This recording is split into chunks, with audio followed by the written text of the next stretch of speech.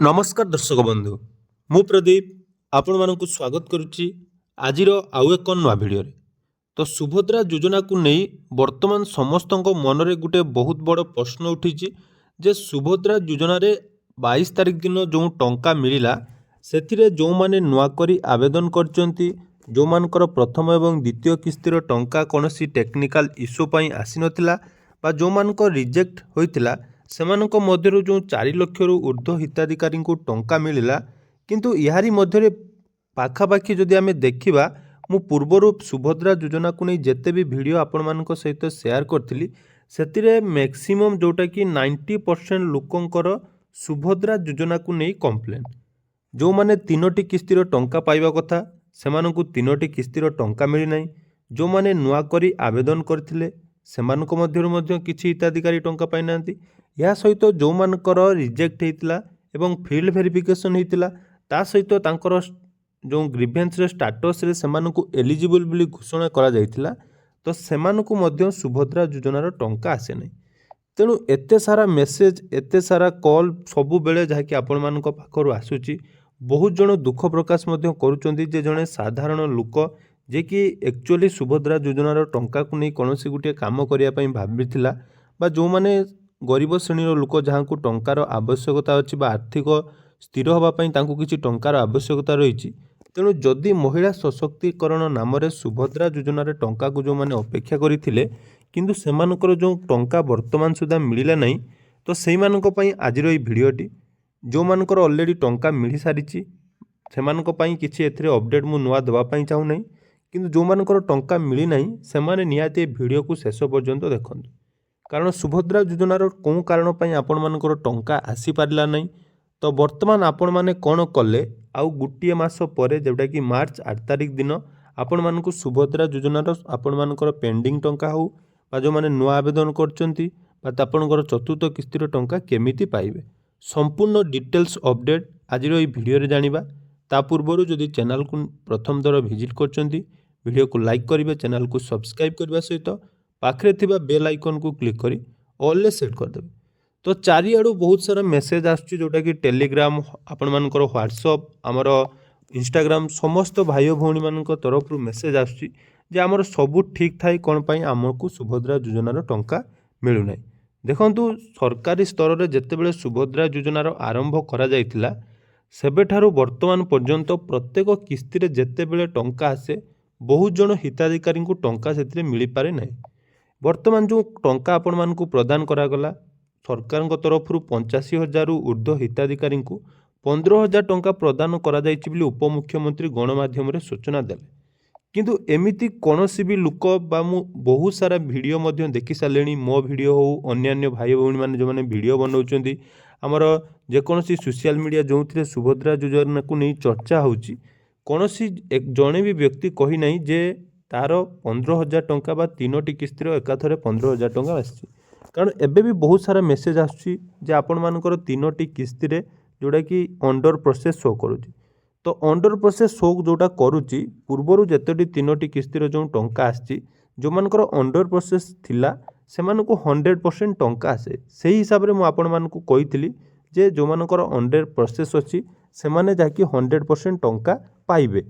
किंतु एटा जो मु जोटा आपण मानकु कही सेटा हमर जोटा पूर्वर ट्रेंड थिला से हिसाब से आमे कहिचु किंतु अधिकारी माने जो माने भी टंका पठाउचंती बा वेरिफिकेशन करूचंती से डिपार्टमेंट रे जो माने अछंती से माने ही कौन हिसाब रे हिताधिकारी चयन करचंती कौन हिसाब रे टंका पकाउचंती केवल सेमानकु ही जणा तेणु वर्तमान जो मानकर टंका आसी नहीं से माने कौन करिवे देखंतु जदि आपण मानकर